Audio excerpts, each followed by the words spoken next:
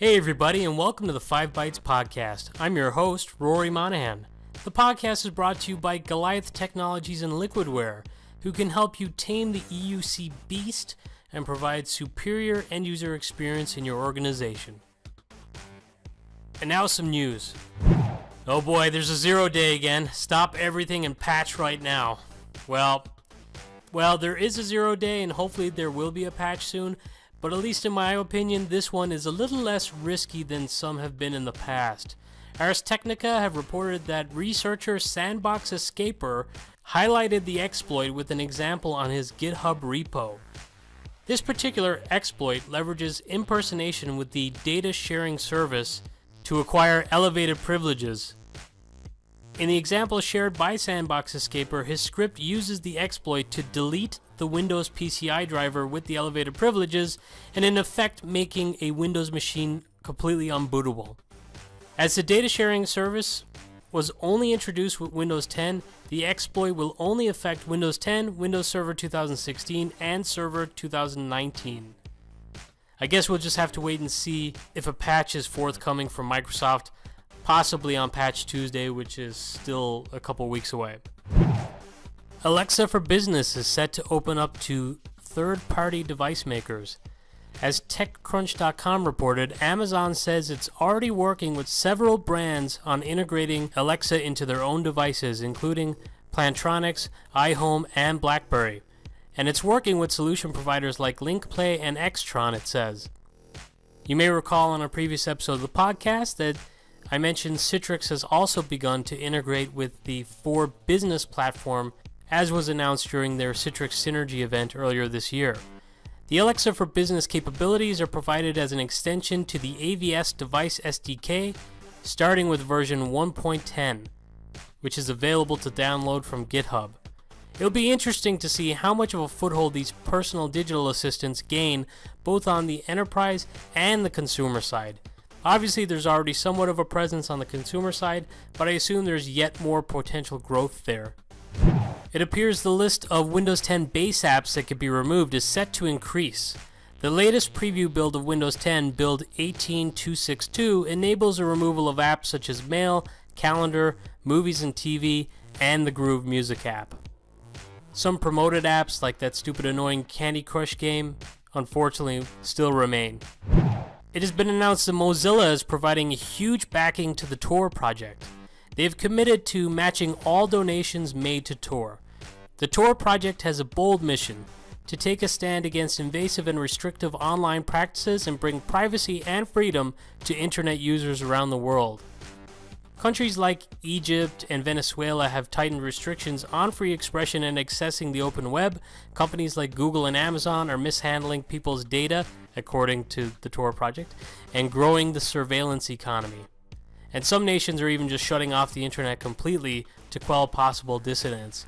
This is something that the Tor project is passionate about and aims to overcome. On Twitter, Jorgen Nielsen shared a screenshot showing a right-click convert feature in the SCCM applications menu to convert your existing applications to MSIX. He shows this in preview 1810.2. It has been impressive how much backing MSIX is getting. AppV and other app formats seem to have a slow uptake, even internally within Microsoft, but with MSIX, third-party packaging vendors and Microsoft alike seem to be embracing this new technology. GitHub has released its growing languages list of 2018. Kotlin is number 1, HCL is second, and TypeScript is third. PowerShell came fourth, which I thought was interesting, while Python was only 8th. F5 Networks Inc. on Wednesday reported fiscal fourth quarter earnings of $132.9 million. For the year, the company reported profits of $453.7 million, or $7.32 per share. Revenue was reported as $2.16 billion, so it was a stellar year for F5.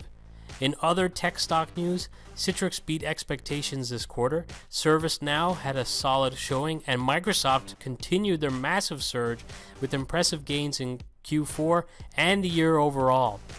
It seems to have been a pretty good year in the markets for tech companies, although these quarterly reports were tabulated before the massive correction that just happened yesterday. It appears the markets were regaining, at least at the time of this recording, so hopefully all those companies' earnings are still accurate when this goes out.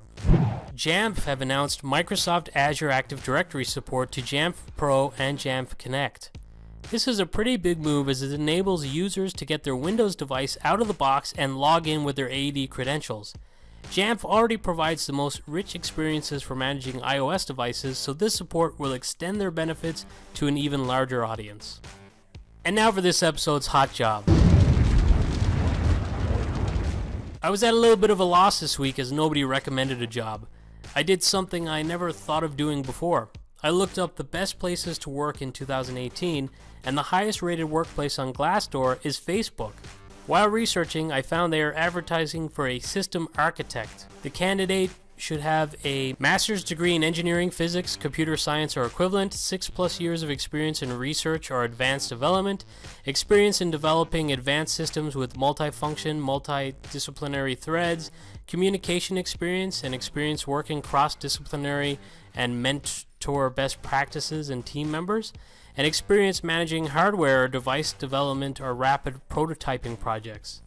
This particular position would see you working with the Oculus core team. You must engage cross-functionality with other researchers and engineers to develop concepts that advance the entire product pipeline, be that hardware, software, integration, infrastructure, and applications.